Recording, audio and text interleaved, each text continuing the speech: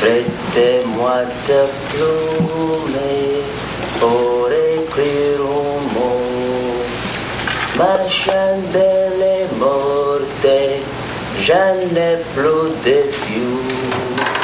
Ouvrez-moi ta porte pour l'amour de Dieu. Oh, howl, you dog. Howl the moon. Who cares if I sleep? Let him sing, it keeps him awake. Me too.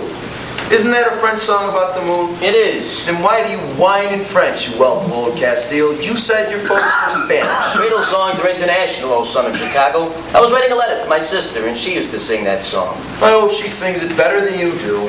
She does, but I'll be quiet. Good. Ma chandelle est morte, je n'ai plus de pieux. It has absolutely no meaning, that song. It's completely without meaning, but excellent poetry. It's fine, but we just let the whole thing drop. They had every chance to make it good poetry, no meaning to worry about. We're going to have to move the tent, Victor. Those Moors, they stink like murder. The wind will change tomorrow. This is what it means, really, in prose. Out in the moonlight, my friend Perot. Lend me your pen there to write a word. There he is, out in the street, you see, asking for writing materials. But then it goes on. My candle is dead. I have no more fire. Open your door to me, for the love of God. He's still out in the moonlight, apparently. Only now, he's worrying about modern conveniences and thinks maybe he'd better move in with his friend. The whole situation is baffling. Hey, Victor, are you really writing a letter to your sister? I really am. You know, as near as I can remember, I never wrote to my sister in my life. I'm not bragging about it. There are only three of us. We've been alone a good deal down there on Key Largo. Where's Key Largo? Florida. There's something climbing up the rocks. Hi, King and Shippy. Last time we thought it was the patrol, it wasn't. God, I'm hungry. This living's a hand-to-mouth business. I certainly miss my dinner when I don't have it. Give them the owl. Woohoo! Woohoo! Woohoo! Good, we can eat. Satisfied. That owl had an American accent. It's King, all right, but he seems to be alone. Now, why in the hell would they keep a poor guy all night shooting at the side of a mountain? Nah, maybe he can't hit it. There's nobody with King. No. Where's Shippy? Don't stand up there, boy. That moon's behind you. And that Greek profile of yours is visible at 100 yards. Get down. Get down. Stay down, all of you. From here, you look like so many ducks in a shooting gallery. There's nobody between here and the road. There wasn't this morning, but there is now. I just saw two trucks parked south of the turn with their lights off. Somebody must have come in them. Where's Shippy? Oh, that's right. That was this morning, wasn't it? God, it seems like a week ago. That big gun laid one down right outside the village. We both dropped. Shippy didn't get up. He's in the hospital now, but he won't live. I didn't want to leave him alone, but I had to get your damn grub up. Is he conscious? No, and he won't be anymore. This is mostly dry pack, chocolate and biscuits, and there's one cut of salami. Ah, that's mine. Cut in 5 equal portions and distribute. 5? That's right, it's 5 now, isn't it? 8, 7, 6, and Now 5. Yeah, we've been lucky comparatively. Whole companies have been wiped out. Not a man left to turn in a report. We're used to being lucky, and it hits us hard when somebody goes. You sure he won't come chewing up to talk? Positive. This is the goddamnest, loneliest mountain this side of hell. Well, take your section. Salami, salami, whether it's 6 cuts or 5. Yeah, aren't we beginning to sound like a lot of drafted men with the choice between prison and front line? We volunteered, mind you. It isn't our fight. It never was our fight, but we made it our fight. We said that to each other before we came over here. We said that if a lot of good, healthy men don't die for Spain right now, there won't be any place on earth where a free man can live in a couple of years. Well, we're in Spain, and 3 of us are dead in Spain. We'll stay dead for the rest of the time. Maybe we'll all die and stay dead. The original proposition remains unchanged. Now, I admit it's getting pretty uncomfortable, and I don't find it very comfortable either. But if I can manage to keep my food down, maybe I'll stick it out. To say nothing of the fact that you damn well better stick it out now that you're here. Because if you don't, they'll stand you up against an outhouse and they'll shoot you. Well, I guess we all know the honeymoon's over. No, it's not that so much. It's mostly that you don't like yourself as much as you did, or respect yourself. But when you're in a fight, it doesn't matter how you got there or what you're out to get. You have to crawl on your belly and rip up the other fellow's guts just the same. And it does something to you. It's a stinking business, and it makes you stink. Emo, quit talking. And eat your food. You'll need it all before the night's over. But the worst is you don't know what you're out to get. We thought we did before we started. We said no matter what they do with their freedom, they have a right to keep it. But what if the first thing they do with their freedom is assert their right to put on chains? We believe in the rights of minorities, don't we? Sure. Yeah. Well, there's at least 57 minorities in loyalist Spain, all pretty sharp with each other, willing to drop the arguments while they deal with Franco. There's anarchists, communists, leftists, rightists, leftist rightists, rightist leftists, socialists, leftist socialists, rightist socialists, anti-clericals, clerical communists, loyalist soldiers, police, crazy people, and once in a while just a plain farmer, all fighting Franco. But if they won, and it came to a vote, and one party was in power, would it make hash out of the other 56 varieties? They're very intense about their politics, these Spanish. Once they get in an argument, they don't care how long they live, and they don't think it matters about you either. Each of them intends to live as he goddamn pleases, and he intends to see to it that everybody else lives the way he wants them to. They may be somewhat intolerant, but after all, freedom's fairly new to them. They don't know how to use it. If there's a good fight anywhere in the world, it's here. Well, Franco's low enough, God knows. When you think about Franco, you think any man ought to be proud to die fighting that complete son of a bitch. Then you think about the bloody mess on this side, and you start to wonder. You wonder, for one thing, why the Red Act is running our brigade. And why we're likely to disappear if we can't pretend we're a communist. Are we fighting for a democratic Spain to make the world safe for Stalin? Hey, the loyalists wouldn't have got this far without Stalin, and naturally the leaders will take help wherever they can get it. Come on, Manny, he charges a high price for his help. I don't like the ALCU any more than Franco. The question is, would Spain even be free if the loyalists won? She won't be free if the loyalists lose, of course. Hasn't it always looked the same, the fight for freedom? It's never respectable. It's led by unscrupulous fanatics, each one eyeing the other's throats. They're followed by a rabble that pulls down all the walls and lets the roofs fall in on them. A lot of people die, good and bad. There's more freedom later for the next generation, there is. If you want a clean Armageddon battle, all the beasts of hell against the angels of light, you won't get that, not in this world. No, well, I'm not complaining, except about the food. Hey, look at old King. Over there in the moonlight, working away with the needle and thread on his gabardine. Hey, you big lug. Did you meet a girl in the village? And did she have black eyes? And did she find that hole in your coat? I'm not sewing. I'm ripping out. That's the first thing they look for. Your tags. How come? When you've had enough to eat, pack up what's left to go along. And then get out your own razor blades and start ripping off labels. For we're changing names and we're seeping out of here. We ordered out. No, but I led you here. I'm responsible, and I need to get you out. As you say, Commandant, here's to hell or Paris. But I prefer Paris. Yeah, remember, King, this is a democratic army, even anarchistic in spots. We want to know what's on your mind, because we have minds of our own here, all of us. Certainly. Take a vote. Listen, I was at that wine shop in back of the convent, waiting to hear how Shippy came out, when all of a sudden in walked 2 officers. They spread out their maps, they got right to work. They didn't see me, I was up in the alcove. Well, this is what they said. There's to be a general retirement along this line. Our ridge is being abandoned, and they're falling back 3 miles to the rear.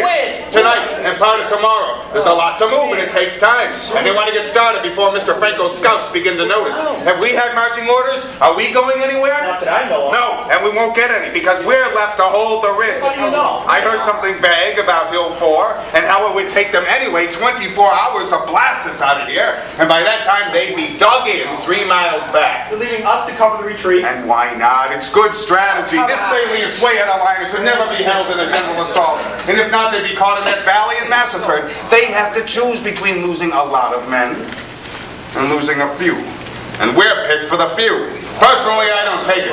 I'm fed up with the war and the whole damn setup from God and Chamberlain on down. That's why I'm ripping a few identification marks and labels off my clothing and seeping out of here, and so are you. What about passports? Well, I hold my passport dear, and I've hugged it pretty close. But not so dear and not so close as my life. Can the man get through with that one? He could try, he might live, but he won't if he sits here and waits. How sure is this? From what I heard, I'd say it's certain.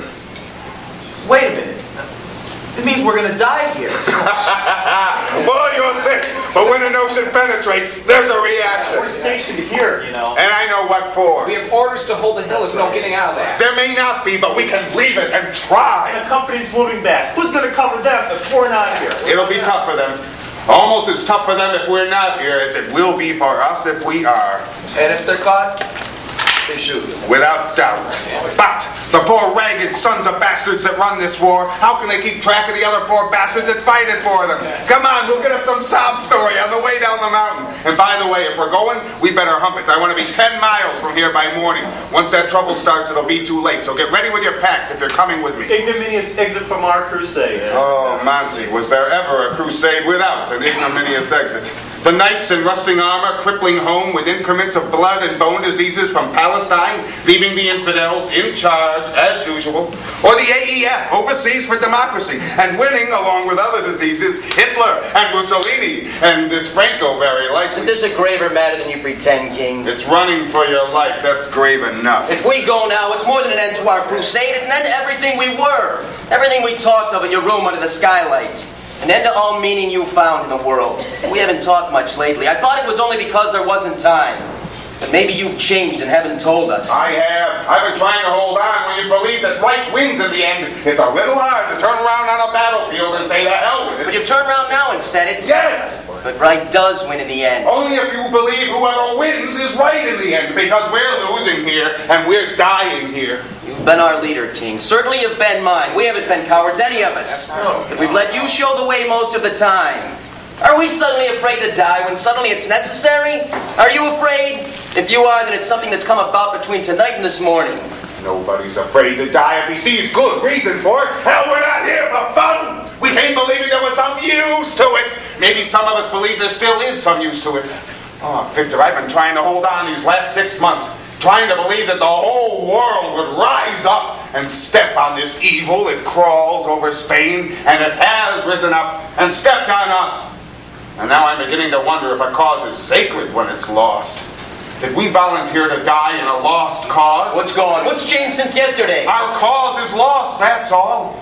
Maybe because there isn't any God and nobody cares who wins. Anyway, if you do win, you never get what you fight for. You never get the least approximation of the thing you were sold on when you enlisted. No, you find instead that you were fighting to impose some monstrous, bloody injustice, some revenge that would end in another war. Why do you say our cause is lost and Franco will win in Spain? Is there news of Franco? Is the war lost for us? We've told ourselves we couldn't lose. Well, we can.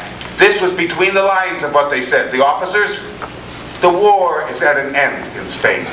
This withdrawal, it's part of a larger movement. Falling back on Madrid, getting ready to ask for terms, I don't know what else, but the end. Now then I understand you. I should think you would. And the war's over then. That I can't swear to. It was never said, only by hints, indirectly. But I got it, enough to convince me. I never thought of that part of it. I never thought of the end. So it's not only we cover retreat, but the war is lost and we die for a lost cause. So, come on, get your duffels, back up with me and we'll leave. Look, we were children, suckled in one of these nutmeg alma maters, and Spain was a bugle call. Up and to Spain and save the world! Oh, well, Byron went out to Greece about 100 years ago and died in a swamp of the fever. Don Quixote went out against the windmills. It was a Spaniard who knew his Spain well enough to write Quixote, and we should have read it. Look, I know I'm a turncoat. It was my romantic notion to save Spain, and I was eloquent about it. Maybe I thought I talked like Rupert Brooke. For all I know, maybe I thought I looked like that poor Galahad of Gallipoli saving heaven for the angels. But the best I can do now is be fairly honest about it and get you out and get myself out. They say there's just one test for whether a man's a fool. It's how long he lives and how well. Let's go, guys. There's not much to carry. It won't take long. Shall we pack? I guess so. And those 300 on the ridge to the south. If we're not here, they're caught. They'll be wide open crossing the valley. Look, couldn't we get word to them? Not before morning. Well, no. Let it go. Is it decided? Yes. What can we do? Then I'll play anarchist tonight. I'll stay here. Alone? I like company, but if I'm alone, I'm alone. Don't think I blame you. You went into it for any number of reasons. Mostly perishable, as King says. You could leave and go on living, but I couldn't. I'm a Spaniard, or my father is, and all my blood and belief are in this fight here. I was brought up to think of Spain and freedom first in the morning and first at night. Took the place of prayers with us. But that's because my father's a little crazy, according to the neighbors, and I'm infected. Not that I mind. But simply, you can't stay here alone. Oh, yes, I can. That's the anarchist angle of this army. Every man his own captain. I can stay if I wish, and those who choose to go can go, so I'll sit here. But you can't hold them alone, you know. They'll walk right over you. They won't even pause. Well? Then why sit here? Why sit here and get yourself murdered? Because there is no God. What do you mean? Because the sky's quite empty, just as you said. The scientists have been over it with a fine-tooth comb and a telescope, and the verdict is no God. Empty and sterilized like a boiled test tube. But if there's no God there and nothing inside me I have any respect for, then I'm done. Then I don't live, and I couldn't. So I stay here to keep whatever it is alive that's alive inside me. It's not only the sky that's empty, remember. They've looked us through pretty well. And men and horses are pure chemistry so far as anybody knows. The soul has the same composition as eggs and butter. It's too late to change. I know what I live by and I'll die by it. It's more important than living. What you live by? Yes. Then what is it? Tell us. I'd rather not. If it's like any of the other faiths I've ever known, it's nothing you can put your finger on, or put into words, or put any trust in, and so it's nothing. Just a pocket of air up under the vest, and that's why it can't be stated. I have to believe there's something in the world that isn't evil. I have to believe there's something in the world that would rather die than accept injustice. Something positive for good that can't be killed, or I'll die inside. And now that the sky's found quite empty, a man has to be his own God for himself. Has to prove to himself that a man can die for what he believes in. Whenever the time comes, he's asked to choose. And it just so happens it's up to me tonight. And I stay here. I don't say it's up to you.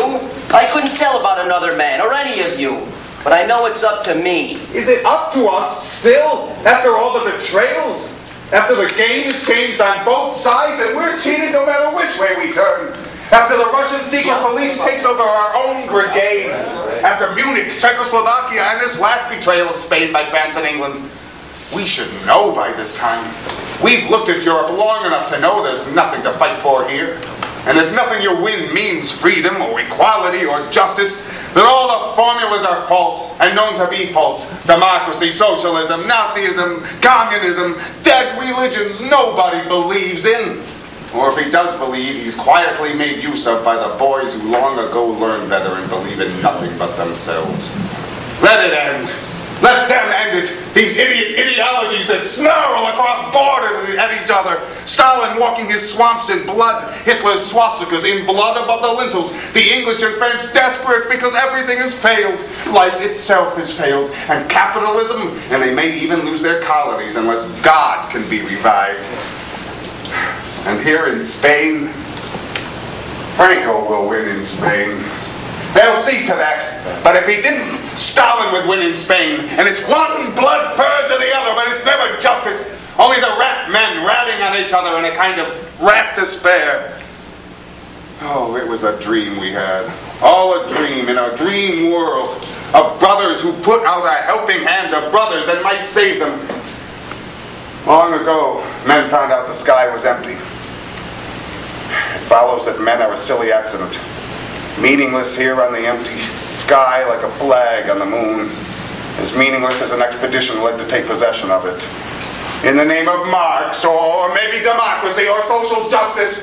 But why should we die here for a dead cause, for a symbol, on these empty ramparts where there's nothing to win, even if you could win it? Yes, but if I die, then I'll know there's something in the race of men. Because even I had it, that hates injustice more than it wants to live. Because even I had it, and I'm no hero. That means the Hitlers and the Mussolinis always lose in the end. Force loses in the long run, and the spirit wins. Whatever spirit is. Anyway, it's the thing that says it's better to sit here with the moon and hold them off while I can. If I went with you, I'd never know if the race was turning down again. To the dinosaurs. This way I keep my faith in myself and what men are. And in what we may be. Well... Oh, I know this all sounds priggish. It's the manly thing to joke in extremis. But just for the record, let it stand. Now we'll forget it. If you won't argue, then there's no arguing. I only wish that we could all stand together. Are we ready? 1 minute. I guess I'll stay with Victor. Yes, I'll stay. I'll stay too. Well, it's Nemo and me then. No, I can't go. With the four of us, we might hold them off long enough. Well, at least while the shock troops got away. By God, we might with the four of us. Yeah. Well, it seems that nobody needed my advice. I could have saved a walk up here and down. Why, you goddamn fools! What do you care what the Sunday school teachers say if you can live? That's all right. It's not cowardice, you know. It's plain, common, everyday horse sense. It's not me that's crazy. Don't you see I can't save you? But you can save yourselves. And if you don't, I'll run from you all like a pack of ghosts. But you shouldn't. You shouldn't, King. Why can't you think of us as among the fortunate few whose lives have had a meaning right up to the end? Not as heroes, just ordinary fellows. Who ate breakfast on a certain morning, then ate lunch and dinner. Slept exceptionally long that night. As why shouldn't they? Well, Victor, is there anything I can do? You were writing a letter. That isn't finished, and it wasn't important. Give me your hand, though. Goodbye.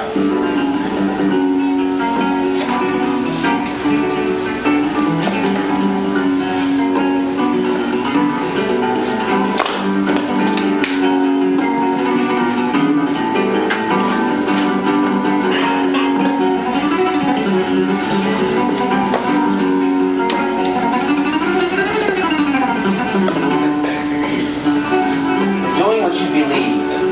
That's all that matters.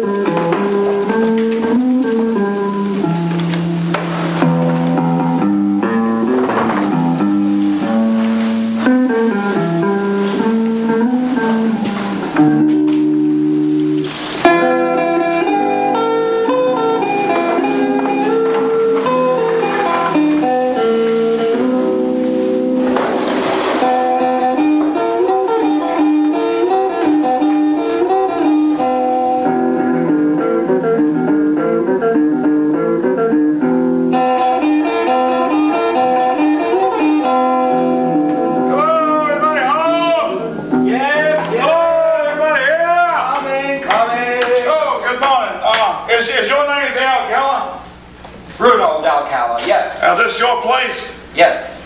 I was about to ask you, is there something the matter with your eye? I'm blind. Yeah. Huh. Well, I was about to ask you if you'd seen a couple runaway Seminole boys. I guess you're the wrong man there. Another thing, you have a son called Victor? I had a son called Victor. He was killed in Spain last winter, early this year. He was killed? Yes, sir. I see. Well, the reason I ask is there's something on the books about him, a charge maybe 2 years or so ago, giving aid and shelter and a runaway from a road gang. But you say the boy's dead. I wish he were alive to answer for himself. But since I must say he's dead, and I answer for him. Who's hereabouts might have seen those Indians passing through? Oh, I'm Sheriff Gash of the Star Keys, in case you want to know. Sir, if you'll ask my daughter, she's here, I think. I heard her set the rake against the house. Father? This is Sheriff Gash, Allegra, wanting to know about some Seminole boys that might have passed this way. I haven't seen them. No, I've seen no one. Part of the road gang, been gone about 2 days and a half now. Might have got rid of the stripes, but this time, one of them middle-aged but looks young, and one just a boy. I haven't seen them. No one's been by. Well, who's staying here? Any transit? Just one party. Professional people, at least that's what they call it. Now that you're here, Sheriff Gash, what's the procedure when a little group of professional gamblers rents up all the rooms you have, sets up their paraphernalia on the wharf, and refuses to leave? Well, what's the charge against them? They're gamblers and not honest. Well, they pay the rent? Yes, but they'll ruin our trade. They fleece the tourists and give the place a bad name. Haven't we the right to choose what kind of people stay here? Well, no. Not if there's nothing against them. Just at present, this whole county's lenient and wide open when it comes to any kind of gambling. No, ma'am, you've got to take what comes. But the games are rigged and faked. It's all mechanically done. They boast of having purchased the devices by mail. Show you the catalogs. Well, they're taking a chance, but that's their own affair. Now, I've got to be going, but you'll let me know if you hear those fellas. Yes, we'll watch for them. But before you go, one word about the gamblers. If you wish them well, if you have any personal concern. I have none. If you know anyone who has, then tell him they burned out their welcome here, and it's high time they leave the key. There's misfortune in the wind, particularly for Murillo. Well, now, you don't want them here, and I don't blame you. But that's hardly news. The law can't deal with prophecy, you know, only with the facts. If we should have to wait for what you'd recognize as facts, your friend might not thank you. Who said he was my friend? I beg your pardon. When you've information to lodge, produce it. When you start prophesying, it sounds too much like a threat. Good day to you. Good day, man. Very well. I'll tell you plainly. I think you take money from them. And that kind of talk doesn't make for friendship.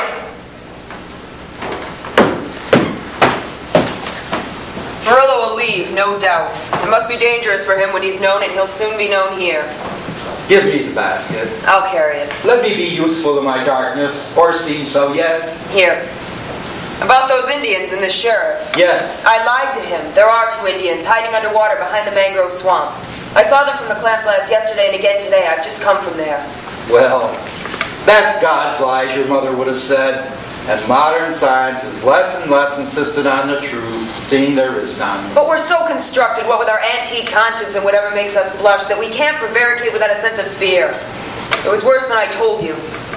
I put some of Victor's old clothes in a basket when I went for clams this morning and left them there out of reach of the tide. They'll find them because I saw where they've been digging clams. May they find them, and Godspeed to all poor fugitives. We have seen no one and nothing, and you were quite right to say so. And that's all clear. For a moment I thought it might be sacrilege to let his clothes go walking down the beach on some lost vagrant. They were all he left and had his shape still in them. It doesn't help to hang things in a closet and take them out on rainy days when you're lonely. I've tried that, and it doesn't help. The Indians are still there, still hiding among the mangroves? Yes, they must be. They won't dare leave till dark, only 2 black heads bobbing behind the roots. They won't be seen, even if there's a search. Would they do something for us? Would they do us a favor in return? I think they would, yes. I saw their faces. If I only had my eyes, I wouldn't need an Indian or anyone else to teach the sheriff. God, if I had my eyes. If I could see for you. You could take a message and leave it with the clothes. The truth is, Father, I meant to put some breakfast in the basket and take it down later on. What shall I tell them? Only that I must talk to one of them. Tonight, if it's possible. But go instantly. I must make it in the basket. Maybe that even a blind man can see beyond Good spot right here. Good spot right here. Yeah. Let's hurry up before the box gets there. We should just put the damn thing on wheels. Yeah, well, set it square in the bolt holes or the nuts won't drop. Yeah, Bo, I know all about nuts and bolts. My uncle, he kept them a hardware store. I know all about nuts and bolts, Gagey, male and female. What do you mean, male and female? Just like the human race, these nuts and bolts, Gagey. Male and female, created them. It's a technical description. Pretty useful in the trade. Some stick out and some recede, that's all. Yeah, well, pull them up tight, because if they're loose, the control won't work. Not much traffic. What there is Florida natives exploding along on 10-cent gas. Yeah, any liquid that's more than 10 cents a gallon, a Florida cracker just naturally considers it's a beverage and drinks it. Imagine a cracker on his way to St. Augustine. He stands beside the jalopy with a gallon jug in his hand. What? He says, do we pour it in the tank or do we drink it in pushers? Hey, listen, Winsome, how's about doing me a favor? What is it? Take a stroll with me down the Long Bridge and have a coconut rum with me tonight. One of those you can almost see the Southern Cross from Key West. Two of them you can see it, but you don't care. Nope, thank you. How long do you suppose it would take for a guy to make that Dame Gagey? 2? 3 days? I saw the boss looking at that girl. You haven't got a chance. Mussolini?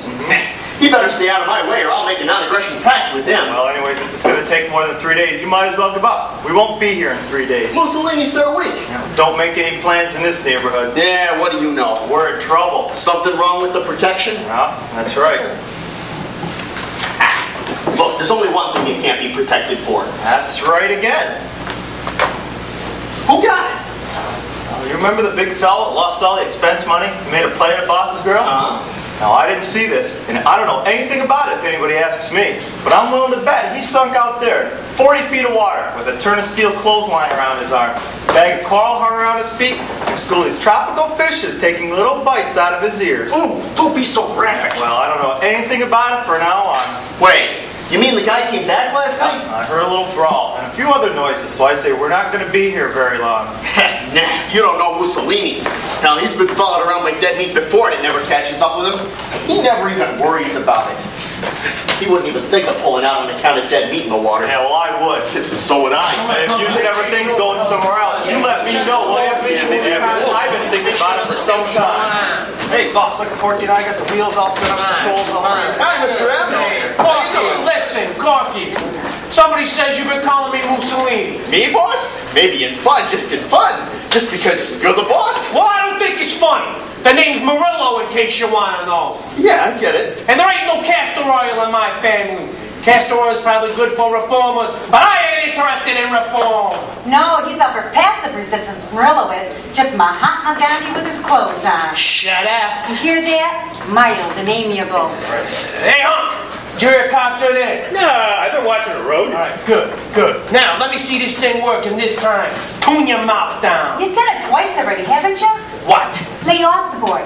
He talks well, and he's good looking, and some of us like him, even if you don't. What do you mean by that? What I said. Listen, baby, anytime you want to start trouble, just put in your nomination. Haven't you got enough hanging over you now for no goddamn reason at all? I had my reasons. For no goddamn reason at all. And how long do you think anyone's going to stick with you with that around your neck? Jeez, what's the argument about? Damn if I know. Let it end where it is then. And this time, no more talk, you fool. Good. Only I still insist Corky has curly hair.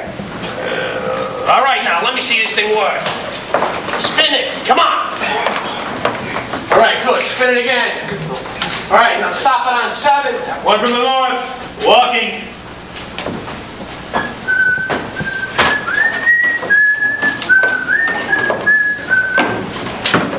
Looking for something, neighbor? Yeah, can you tell me who lives here? We all live here. What the hell's he dressed for? Well, thanks. See where he goes. Just throwing. What kind of uniform is that? Whatever kind there is. There's a gun that goes with it. Ain't no variety of state trooper I ever saw, and I've seen several. I think he's snooping on us. Why would an officer be walking? I never knew an officer to walk when he could ride. He just must be a soldier out of a job. What the hell? Yeah, what? He's taking his shoes off. What? His feet must be tired. He's fixing to wash his feet and go for Mexico. Well, I guess we don't gotta worry about him then. Hey, there's a car coming in. It's a Packard sedan. 2 women, 2 men, just looking her out. It's a Packard 12, by God. Got plenty of money and looks as if they carried it. All right, now get ready. Get those chairs around here. You girls get on the sides. Come on, move it. And this time, keep your mouth down. Just what's better to her. And if you can't remember your lines, keep quiet. I run this show alone. It just so happens you haven't quit anything yet, but you will. You go on trying. Look in here, look in here. Oh, don't you just throw them out? I'm going to stay here all the rest of the time.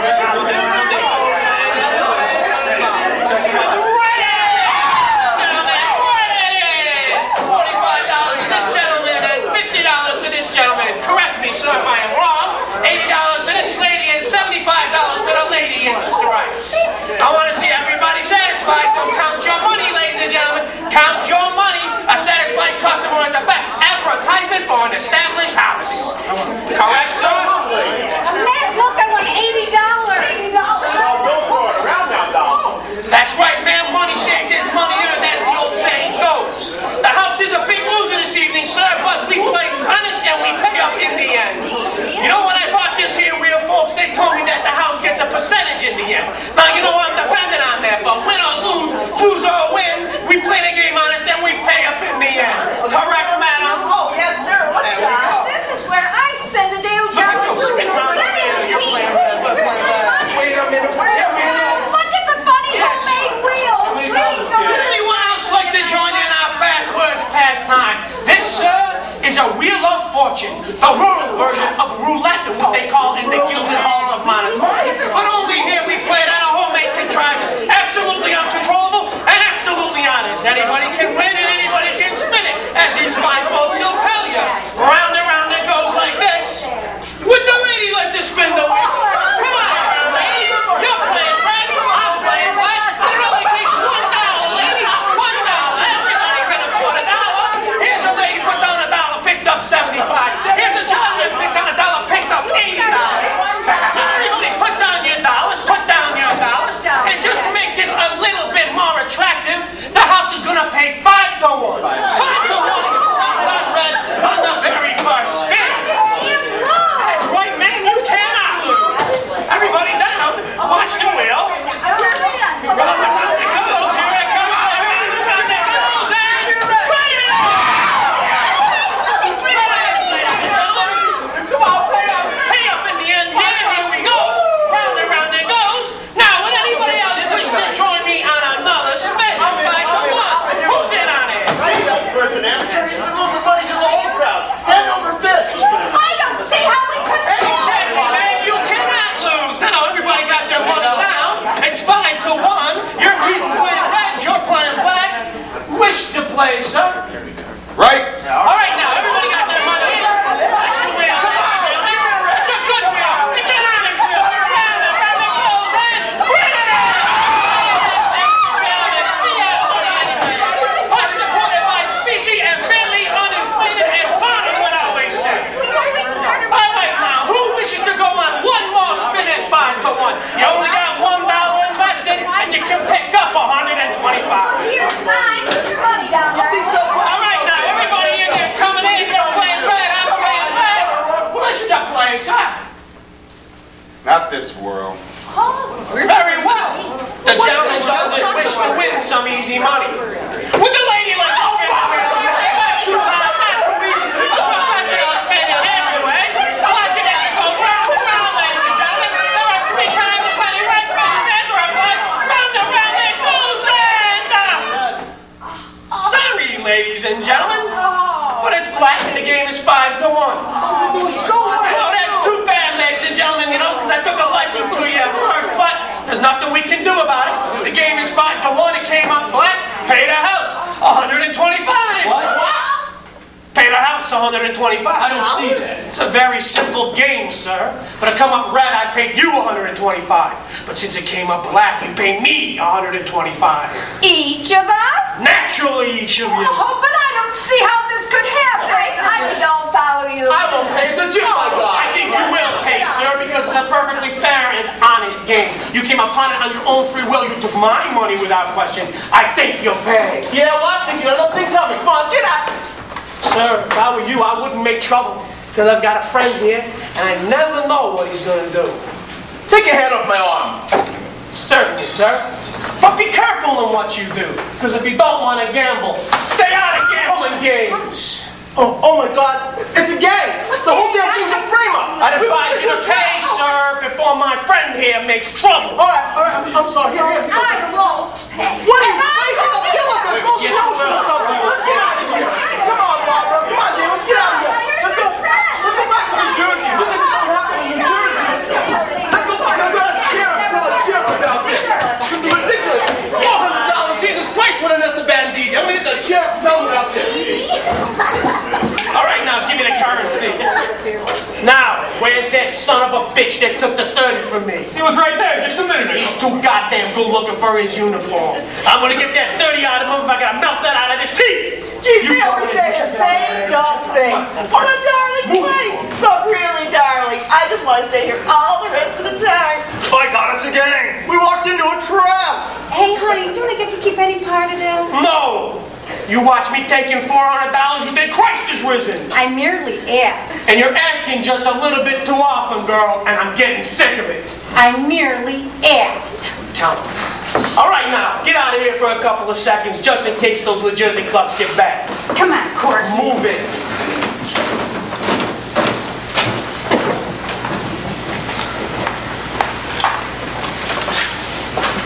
You know, every time I look at you, I get all starry-eyed and impractical. For a thin dime, maybe 1/10 of a dollar, I'd put on a pair of overalls and go in the fishing business with your old man. Did you hear what I said? Yes. Well, did you take it in? You can't be as dumb as you are beautiful. That would be too good to be true. I understand very little of what you say. What little I do understand, I dislike. Listen, baby, tell you what I'll do. I'll cut your old man in on the gambling take. An honest 5%. That's more money than you've seen in your entire life. We like it here. We're thinking about staying on. There's plenty of it for all of us. If we could have got rid of you legally, you'd be gone now. But it seems the law protects you. It seems we can do no more than say that you're unwelcome. Well, you are unwelcome. And any percentage you might offer, large or small, would be quite unacceptable. Listen, baby, do you think there's anything that I want that I can't have? I'm only offering the pay because I'm a gentleman. But let's take a look at the situation, baby. Your old man's blind and you haven't got so much as a gun in the house. And if you did, you couldn't use it. I can have this place and I can pay for it what I like. And a matter of fact, I can have you too, anytime you look good to me. And what's more, I probably will. So why don't you just come down to earth and speak my language, and then maybe we can make a deal. You're mistaken about the firearms. I have a revolver and I have a rifle, and I handle them both very well. Now you're talking, baby. Now I got some respect for you. But I have none for you. You will have, baby, you will have. Because that's the way it is between men and nations, baby. The man with the most guns and money wins. Because that's what the nations want, and that's what the women want. Don't count on it too much. Why not? I don't know what you wanted or what you want now. But whatever it is, you'll never have it. They all come around in time, baby. They all come around in time. But not to you. Nothing will come to you. Listen, if you think you're going to make a noise and somebody's going to come and then I'll be in trouble, don't rely on it. Go ahead, scream, and somebody's just going to turn over and say, hey, that must be Murillo and his woman. Why the hell can't he keep his woman quiet? And then pretty soon you won't mind. And then pretty soon you're going to be asking me to come home early nights. Because that's the way it goes between a man and his woman.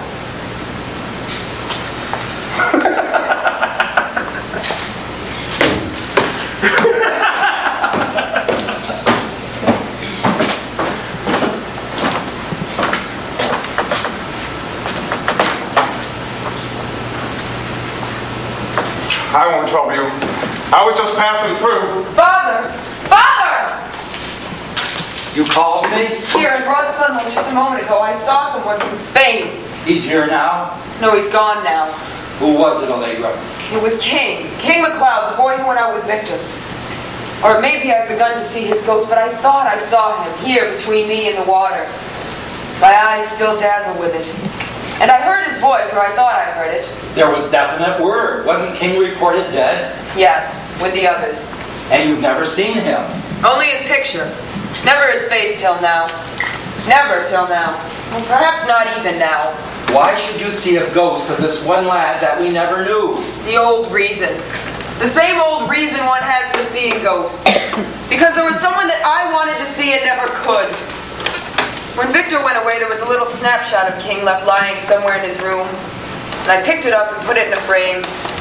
And as years went by and there was nothing to love among the faces that passed along the quay, that picture and frame became an altar where I could say a prayer at night and morning. Something to give a meaning to a girl's day. He was the brightest, the proudest, the one they all loved most and who figured most in all the letters. But I'm punished for it now, wanting him too much. And seeing him between me and the sky. Whoever it was no ghost. There was someone? I heard him. Heard his step. The same step that passed by a little while ago. It's a man who played around with the gamblers and won money and quit and made them angry. But that couldn't be King. I don't know. But I know he's real and no ghost. Would you leave me here? Just for a moment. Yes.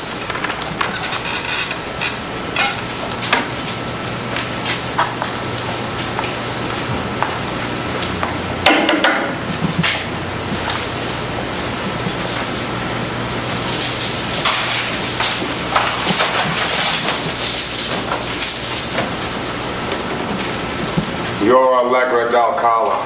Yes. Is there no one with you? Have you come alone? Oh, I've come alone. Why is it only you? Out of those who went to Spain? Yes. Perhaps because I'm the only one alive. You're alive then. My name is King McLeod. Your brother Victor and I joined up with the Loyalists in April 1937.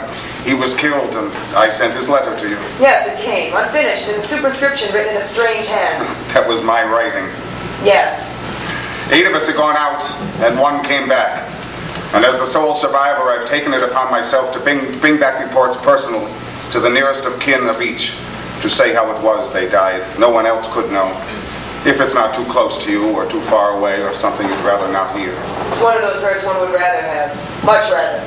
It's good of you to come so far. Well, I've had my own reasons for that. I feel responsible in part, having led the boys to Spain, having recruited, and having escaped alive. It's for that reason that I'm here now. Because it came to a choice, to a question of illusion or disillusion. And Victor and I were not of the same mind on that. No, that's not why I came. I came here because there's little that's worth doing in this world we live in now. And to say a last word for certain gallant men who died gallantly in an unselfish cause seemed to make more sense than merely to earn a living. I understand. It's more than we hoped for. I came here last. The others were mostly from the north, from New England. And this seemed a long way south, almost out of the world, at least the world I'd known. But it was Victor whom I'd known best and loved most and felt sure was most loved at home. We did love him and knew that he'd know how to die well if it came to dying.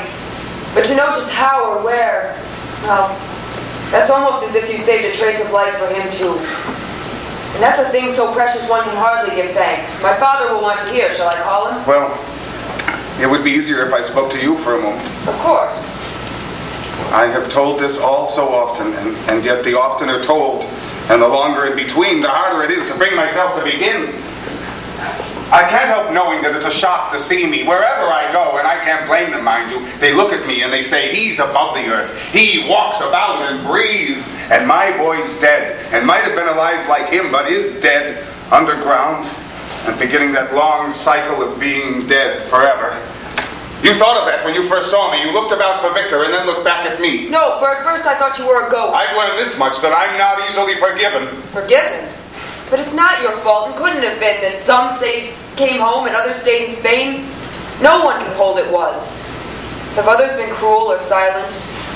Or only silent, for that would be cruel. The home I came to first was in New England. I can see it now. The elm and the honey locust and the sea. And I watching from the red diner across the common, afraid of the blind door. But then after that I looked them all up, one by one, the homes of all the boys that died there on Hill 4. Only each time it took longer to steel myself, and I'd wear my shoes out, pacing up and down across from every house. But then suddenly I'd go in and tell them, one by one I told them all, how the boys came to die and how I was alive. And I can see now it was natural they'd give me little thanks. Because there in New England, a man goes down with his ship, or he's not a man. Until at last in the end it came down to Key Largo. I had some reluctance about deciding on so many miles alone on foot, and I hesitated, but then a month ago, I saw buzzards along the road I took, and the pine was slashed for turpentine, and I knew I was headed south to see you. And then I left the pines and followed the palms and watched the moss grow thick and the shacks grow thin, and came on down the Keys. Do you mean to say you came without quite knowing what roads you had taken nor why you took them? Something like that. As if some compulsion lay over you. Have I said so? No. But how have you lived? Well, it's not so hard to get money if you don't care how you get it. This is a story that harrows you to tell, or if you're weary, you would find it easier later.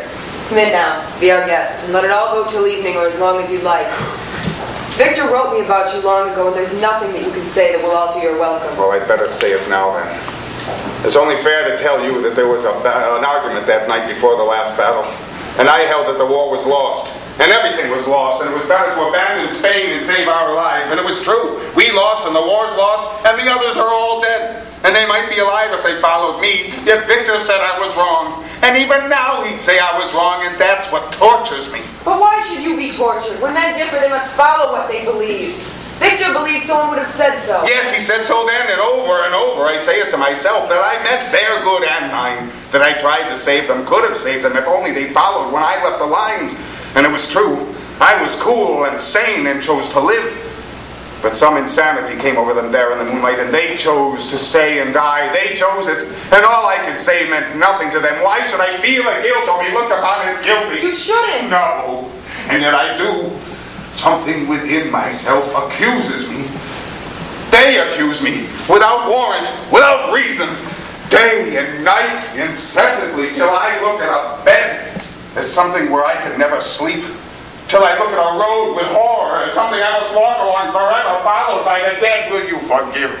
This is just raving. There was something said or done that tortures you. Something done, perhaps. And if what you seek's forgiveness, then pass it over in silence and consider it forgiven. Forget it utterly. It won't help to remember some fatal awkwardness. But I must say it, and say it honestly, and then wait to hear a verdict from you. Shall I call my father? No, not... Yes, do call him. He must hear it now, or I go through it again. I'll put it off while there's excuse, but call him. Father.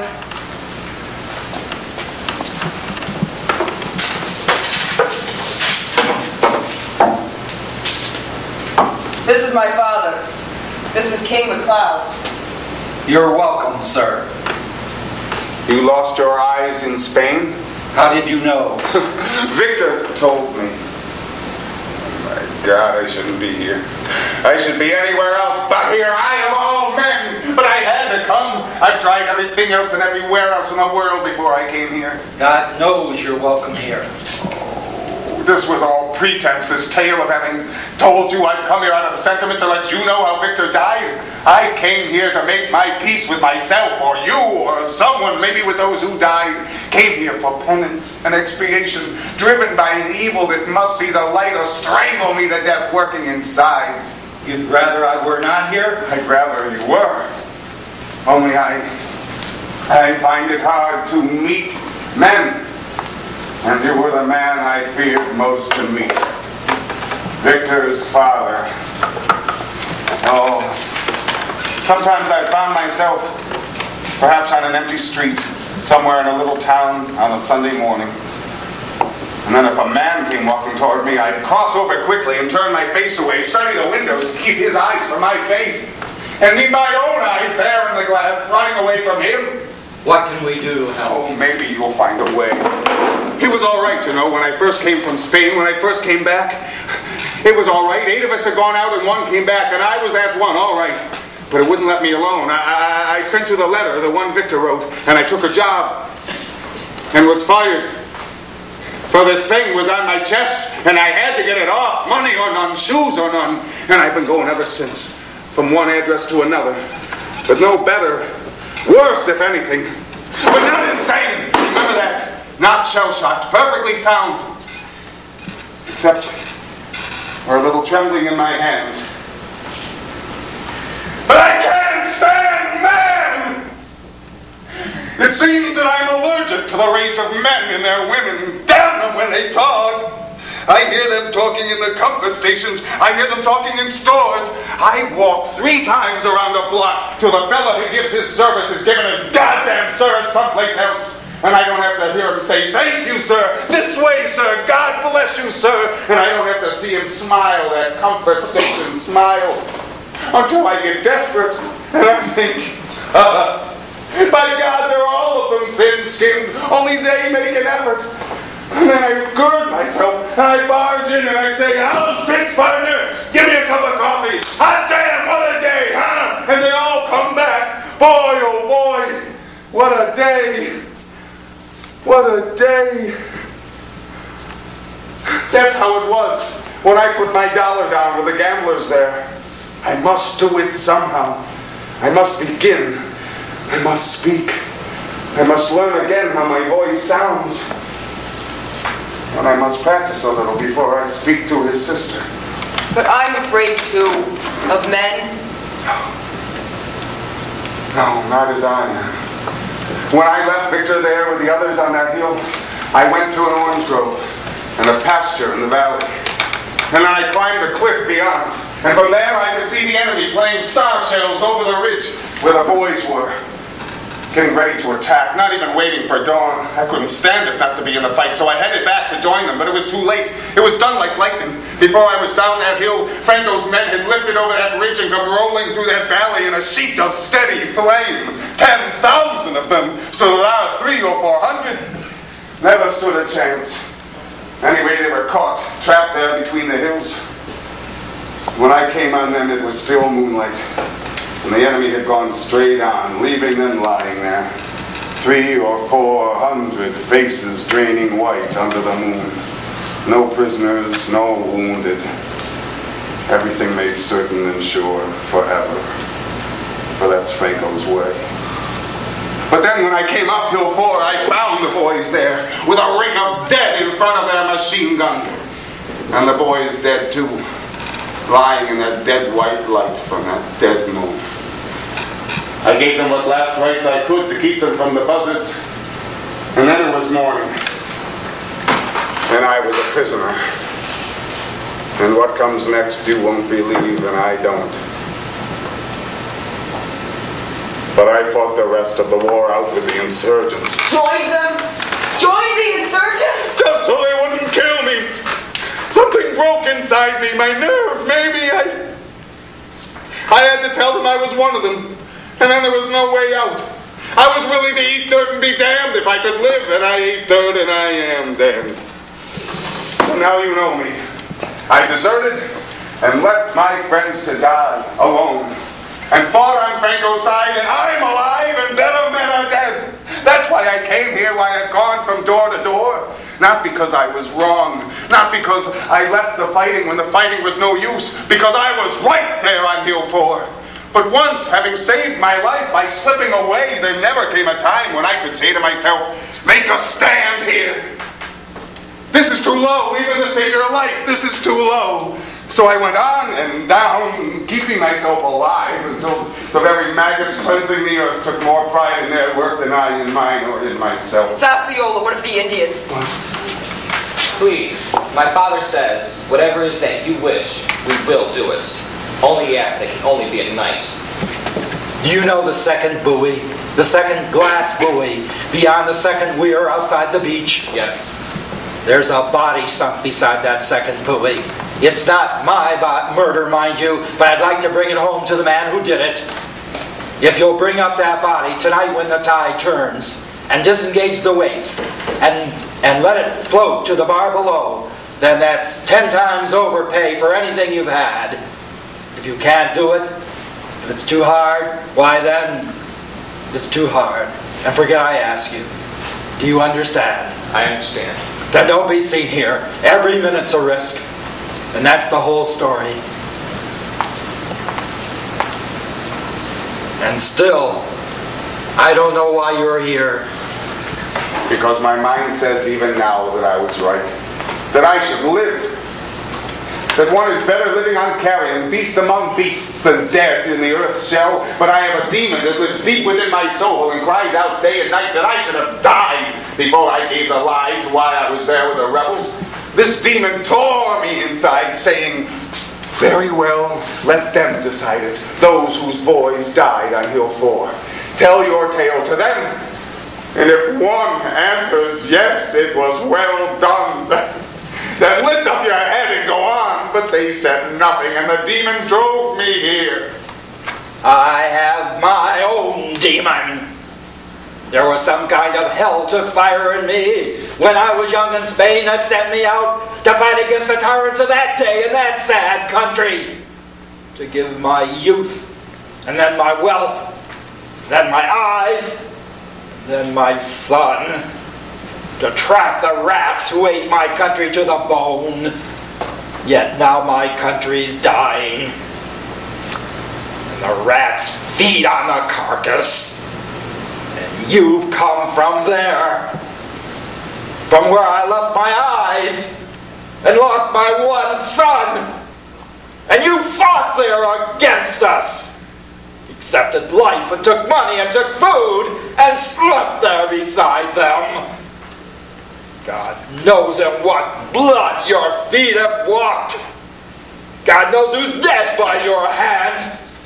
I struggle to hold out my hand to you, but the demon of my youth says no. He's your enemy by blood. Let him die and go before you touch him. As for Spain, the Moors held Spain for 800 years one time and thought it was permanent. But we took it from them, and we'll take it back again. I knew you must say it. Whether a man should live when his own demon cries out in the night and drives him across the hills, and his bed becomes a torture, and he fears men's eyes, I can't tell you that. If he still finds it palatable to live, then I can't answer. I hadn't hoped to have your friendship, but I'm desperate too, and I won't go yet. I had another hope I'd never admitted even to myself, but all the way down through the south these months, I've been remembering what Victor said in a long night in Spain about his sister. How there was no one else in all the world to whom a man could go with a man's crime and say, I did this, and get understanding for the lowest he could do. Get even forgiveness for what a man does and never dares tell. He said her name was Alegre for the town in Spain where she was born. And you're Alegre. Yes. Well, here's something else to forgive me then. Out of an outcast's life, out of a desperate loneliness and fear, with no God to pray to, and never having seen your face, I have dared to love you. Have even imagined you from knowing Victor, and I find you as I knew you'd be. Never saying it, I've put what little hope was left on you and kept on south toward you. Now you owe me nothing except a parting curse, and I ask for nothing. But I have said it at last and said it to you, and if I said more, I'd go beyond all betting. Why must you tell me about this betrayal and then about this love? Why should you tell me and make me live through it too? How could a woman love you? We're all less for it. The whole world's less because of what you are. A woman can hesitate forever, but a man has to be something sometime, bright and clear. Like a plowshare in the sun or a mountain above the clouds. But look out there, the dusty roads go trailing away into the sun, east and west. That's where I live, on these interminable branching highways that reach on out into nothing. Don't go yet. I'll take any kindness, any usefulness, just to be wanted. A shadow of the welcome you gave me when I first came. Stay if you will. It's safer for my daughter if you stay. We're alone here and beset. Yes. Yes, the gamblers. Then I am wanted. Ha-ha! That's better than nothing. I came here to be cured. Maybe even to be forgiven. I can't have that. And yet I can look them in the face now as I couldn't before, having told my story and let the winds blow through me. Will you stay then? And we'll try to forget that any of this has happened. You're tired and you should rest. It's all too easy to lengthen out misery. You have your own misery? Yes, I have my own. If it's only love, it's something you get over. One can get over love, or any kind except for someone dead. That doesn't end. For someone dead in Spain? For a boy who went to Spain and won't be coming back. One of the leaders with a beauty on his face that comes to a man from being more a man than other men. What was his name? Never mind. Oh. Why are you shivering? Oh, just the cold winds between the worlds. And human footsteps. Excuse me, I have to get out. Hey! Wait a minute, big gambler. I want to talk to you. What about? Well, it just so happens that you got 30 of my dollars, big gambler. You walked off with 31, but one was yours in the first place. So you can keep it. Pretty neat trick that was, coming in and out of a come-on game like that, but only I want my money. You don't get it. Whatever's mine, I get. Look, I heard you say if you don't want to gamble, stay out of gambling games. That goes for you. Well, who the hell are you? A soldier. And I came out of Europe in a bad year, say 1939. And I'm engaged like all men alive in hunting for my grave. No doubt I'll find it at the foot of some rainbow or right here where I'm standing by the way you look at me, only I carry a gun and it's loose in this holster. So why'd you get into my game and walk off with all my money? I needed the money and you didn't, then it was easy to get, and so I took it. Look it! I've been in this business 15 years and nobody yet's walked off with my money! No, then this'll be new for you, Murillo. I know your kind. I've known a dozen like you, all up and down the fairs and carnivals, sneaking into town and sneaking out, setting up three-card Monte and then disappearing like a bad smell before they can lay their fingers on you. Always 3 steps ahead of the law. Always an eye on the exit. A species of gangster rabbit. But don't threaten me with that hand on your gun. You know your shifty game too well to make a noise. Well, it just so happens that you got me wrong. I know what you mean personally, but I've used a gun before, and I probably will again. It gets to be kind of a thirst, and I thought a soldier might knows what that means. I want my money, and I want it now. You had your chance to shoot, but you didn't do it. In my game, you learn there are 2 kinds of men. Those who are not afraid to die and those who are. Those who are not that dangerous. Those who are, well, you learn how to handle them. You pick them out in the crowd and you pick them fast. And you can't make mistakes. I don't make mistakes. Maybe you'll find your world is oversimplified. I think you'll find there are more than 2 kinds of men. Just for example, some of us can think. Some of us have nerve reactions beyond the solar plexus. Look it. I've got this trained on your belly, see? And if you kill me, you die. I'm not afraid to die, but you are. You're all afraid to die, all your lives. Afraid of your gods, your churches, and your laws. But when a man comes around who's afraid of nothing, a man who's just as soon shoot you, then look you in the eye, and then spit in your face after it's all over, because there are no ghosts. Because men follow that man. Men do what that man tells them. Men do what I tell them. You're all going to do what I tell you. I've seen it plenty. You poor, darkened Ophidian mind. What kind of triumph is there for you or me in killing each other here over a poker bet with spectators looking on? Isn't there any other way you could make yourself believe you're alive except by holding a gun on another fella's guts and daring him to shoot? You're a fool, Murillo. If you rated me on the 10-year-old's IQ, you'd have other satisfactions. But you better watch Hunk. Watch out for your jumpy gun, man. Drop it! Stalling for time, no doubt. You're thinking, hey, when he's not looking, I'll get him. Then I'll call the police. Well, times have changed in the matters of police and what they can do for you. The whole damn world's different. Here on Key Largo, I say what's what. Go ahead, call the police. See what they got to say about it. You probably haven't noticed that the bars are down and the water's over the seawall nowadays. You get what you pay for, and you get what you can take. No questions asked. Not here, not now. Remember, the trigger's pretty delicate on those Army models, so let go easy. And now give me the gun.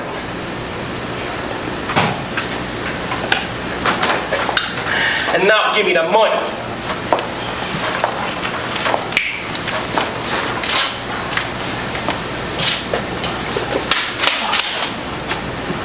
What do you gain by that? $30. Go ahead, take your gun. I don't want it. There's nothing you have that I can't take. There's your champion. There's your hero. Now, I've already paid up 2 weeks' protection. Here's 2 weeks more for rent. We like it here. We're staying on. Hey, there's a pack of monkeys coming in. 2 men, 2 women, Packard sedan, flash tourists. All right, now, get ready up there. Yeah, you too, third round. I'm about to lose a couple of stooges, and I could use an understudy. Get in there. Look interested. All right, now, ladies and gentlemen, the house is losing money